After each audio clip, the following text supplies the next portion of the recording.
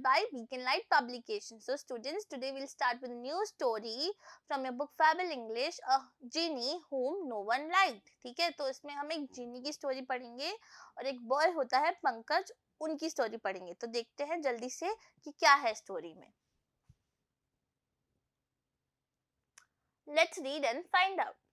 Once upon a time, there was a genie, but this particular genie was famous for spoiling things up. ठीक है, एक बहुत साल पहले की, बहुत टाइम पहले की बात है कि एक जिनी था जो बहुत फेमस था, किस लिए? सारी चीजें बिगाड़ने के लिए.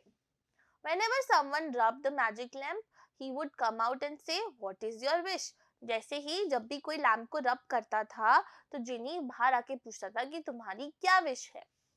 Then a great cloud of smoke would appear, और फिर एक बहुत बड़ा सा स्मोक का क्लाउड अपीयर होता था. 100 of things would fly through the air, और उस एयर में से बहुत सारी चीजें फ्लाई कर रही होती थी. When somebody wanted something, he would bring it covered in so much dust that nobody wanted even to touch it. ठीक है, तो इसलिए क्या होता था, जब भी वो कुछ लाता था, जब भी वो किसी की विश पूरी करता था, तो उस पे इतना ज्यादा डस्ट कवर होता था कि कोई उसको हाथ भी नहीं लगाना चाहता था.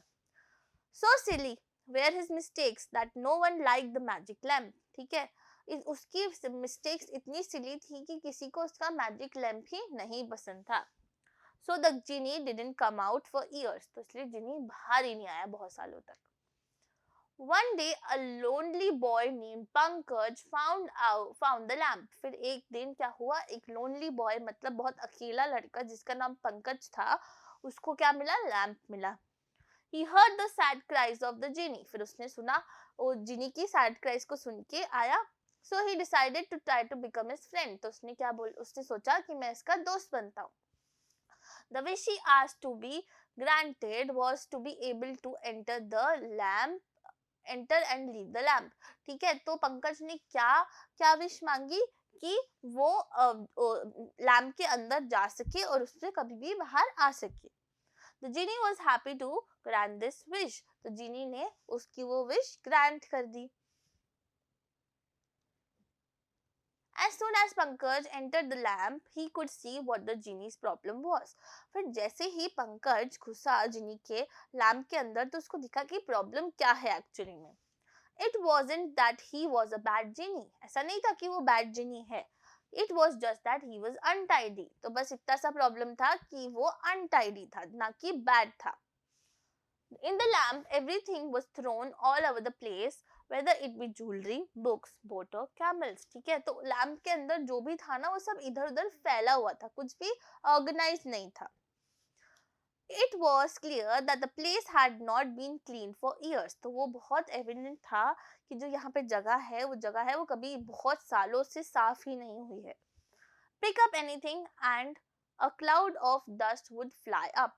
और जैसे ही कुछ भी उठाओ, उसके साथ इतना सारा धूल मिट्टी आ जाता था.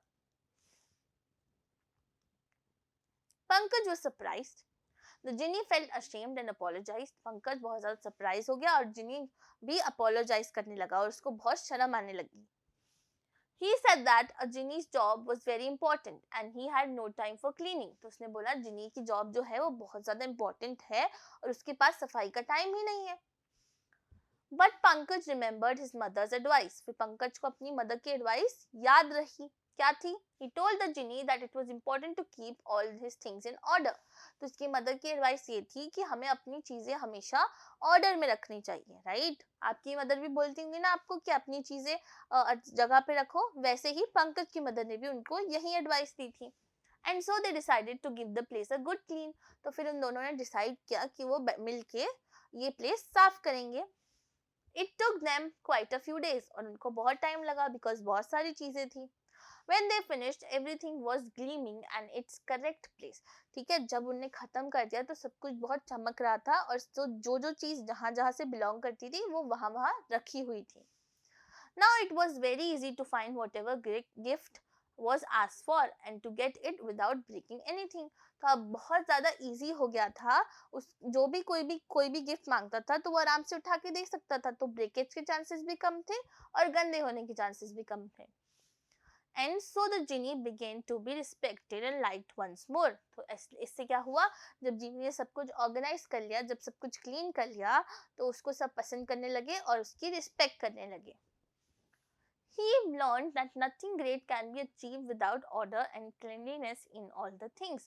तो उसने इससे क्या सीखा कि कुछ भी आप अगर ग्रेट अचीव करना चाहते हो लाइफ में, तो आपको उसके लिए एक ऑर्डर रखना पड़ेगा लाइफ में, और अपने आसपास सफाई रखनी पड़ेगी, तभी आप वो चीजें अचीव कर पाएंगे। ठीक है स्टूडेंट्स, तो इस स्टोरी से हमने क्या सीखा कि हमारे आसपास की सफाई और खुद की सफाई इम्पोर्टेंट है, तभी लोग आपको रिस्पेक्ट करेंगे, तभी आप लाइफ में आगे बढ़ पाएंगे।